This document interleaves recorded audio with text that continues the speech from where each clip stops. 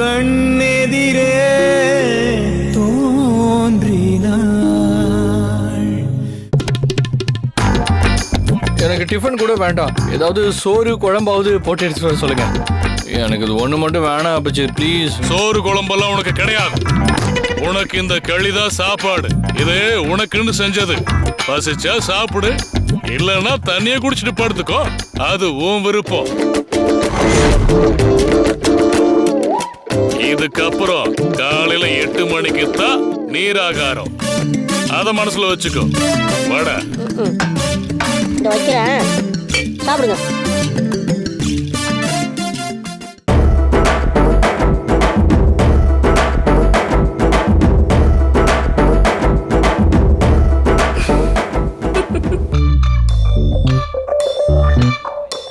தாங்க முடியாத பசியில இருக்கேன். ஆனா இதை பாக்குறதுக்கு ஒரு மாதிரியா இருக்கு.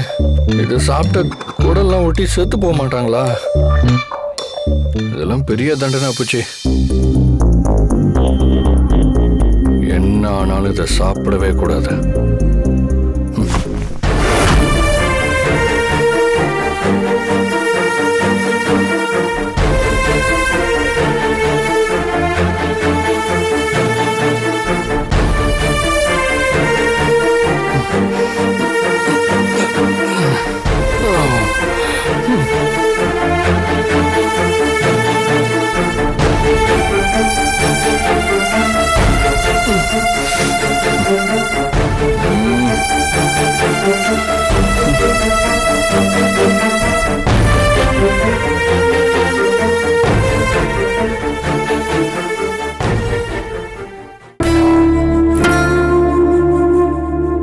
ரொம்ப பசிக்குது, இதைத்தான் சாப்பிட்டாகணுமா? பசிக்குது, வேற வழி இல்லை, சாப்பிட்டு தான் ஆகணும்.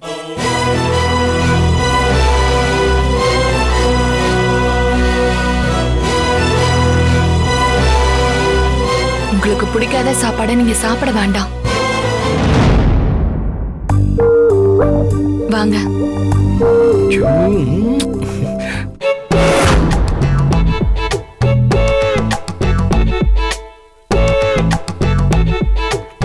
சக்தி, ரொம்ப தேங்க்ஸ் சக்தி.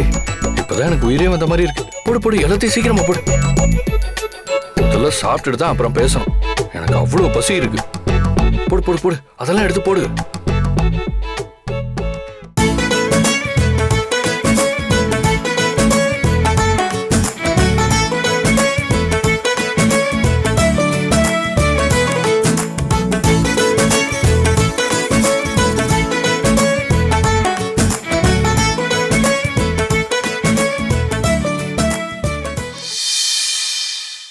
ஏன் சார் உங்களுக்கு இந்த கஷ்டம்லாம்? போங்கன்னு சொன்னாலும் கேட்க மாட்டேங்கிறீங்க. இப்படி நீங்க இங்க இருந்து கஷ்டப்படுறத என்னால பார்க்கவே முடியல. பேசாம நீங்க யாரு, எவ்வளவு வீட்டு பணக்கார பொள்ளங்கிறத அப்பச்சு கிட்ட சொன்னா உங்களை இப்படி எல்லாம் கஷ்டப்படுத்த மாட்டாரு. நோ நோ நோ, நான் பணக்காரன், அதனால இவன் நல்லா பார்த்துப்பான்னு அவர் நினைச்சு அனுப்பக்கூடாது. என் பொண்டாட்டிக்காக எவ்வளவு கஷ்டத்தை வேணாலும் நான் தாங்கிக்குவேன்னு அவர் தெரிஞ்சுக்கிட்டு தான் உன்னை அனுப்பி வைக்கணும். என்ன கஷ்டம் வந்தாலும் நீ இல்லாம நான் போக மாட்டேன்.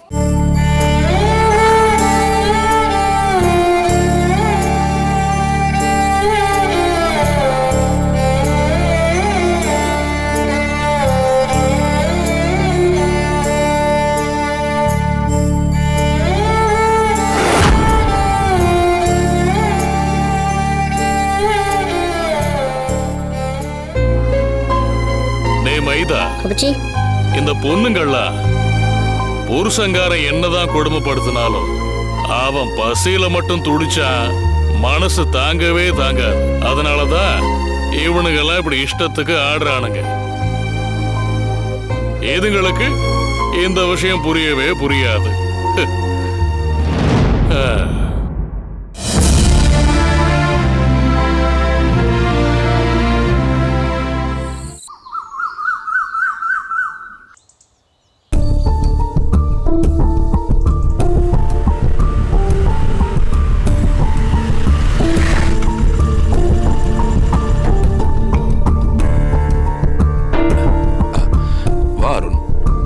சொல்லுங்க சார், நீங்க வர சொன்னதா நம்ம செஃப் சொன்னாரு. ஆமா அருண், ஒரு முக்கியமான விஷயம் பேசுறதுக்காகத்தான் உன்னை இங்க வர சொன்னேன். என்ன விஷயம் சொல்லுங்க சார். உன்னோட பர்சனல் லைஃப் சம்பந்தமா தான் பேசணும். நான் எப்பவுமே மற்றவங்களோட பர்சனல் லைஃப்ல தலையிடுறது இல்ல. அதே நேரத்தில் எனக்கு தெரிஞ்சவங்க வாழ்க்கையில பிரச்சனை இருக்குன்னா அதை கண்டுக்காம விலகி போற ஆள் நான் கிடையாது.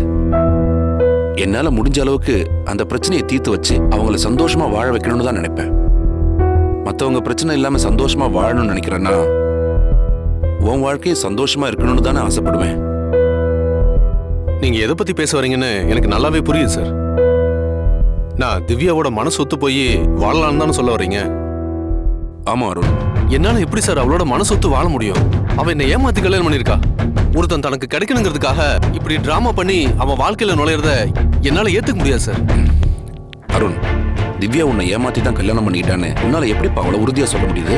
அவளுக்கு ஆக்சிடென்ட் ஆகி ஹாஸ்பிட்டல் அட்மிட் பண்ணப்ப அவ பொழைக்கிறது கஷ்டம்னு ஒரு டாக்டர் ரெடி பண்ணி என்கிட்ட சொல்ல வச்சவ சார் அவ. நானும் அந்த அனுதாபத்துல தான் சார் அவ கழுத்துல தாலி கட்டினேன். அதுக்கப்புறம் தான் தெரிஞ்சது அவ பண்ணதெல்லாம் நாடகம்னு. இங்க பாரு அருண், கண்ணால் காண்பதும் போய் காதால் கேட்பதும் போய் தீர விசாரிப்பதே மெய்யின்னு சும்மா எல்லாம் பெரியவங்க சொல்லி வைக்கலப்பா.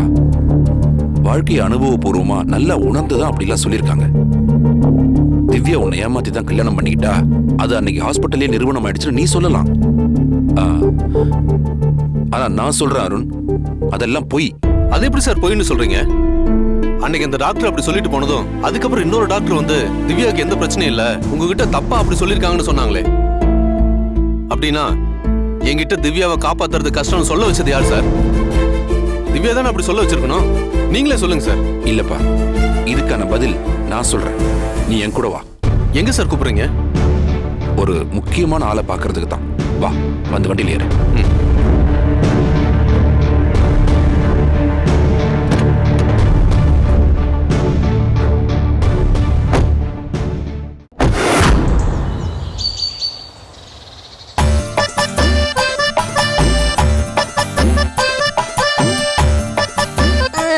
அப்பச்சி அங்க பாருங்க.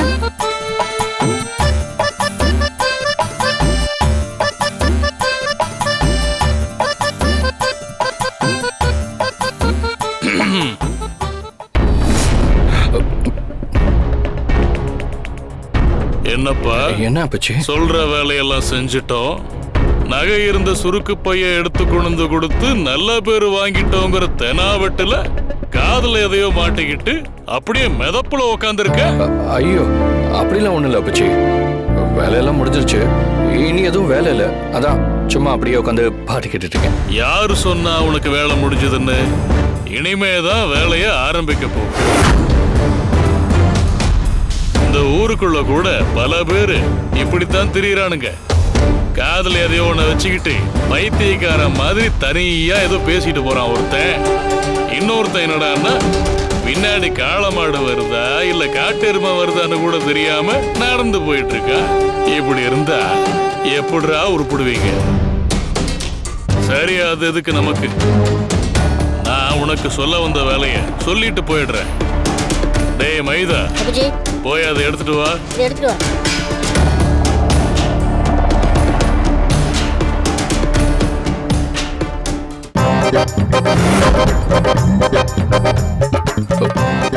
அப்பச்சி, இது எதுக்கு?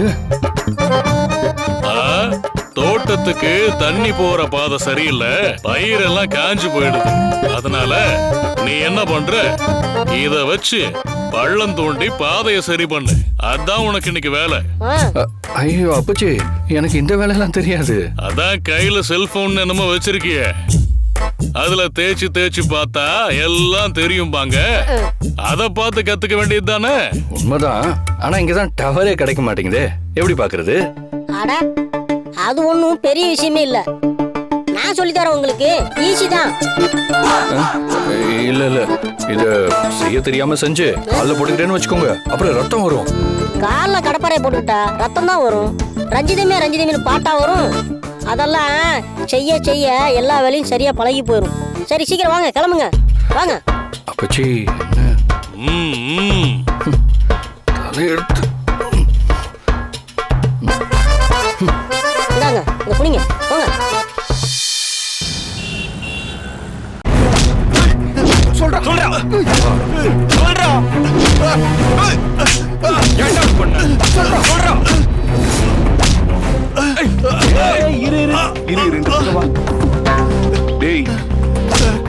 எல்லாம் ஒரு டாக்டராடா?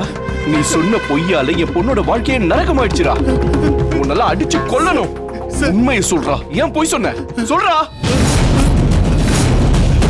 நான் இது வரைக்கும் யாரையும் அடிச்சது இல்ல. என் பொண்ணு வாழ்க்கையை கெடுத்தவன நானே அடிக்கிறேன்டா. உன்னை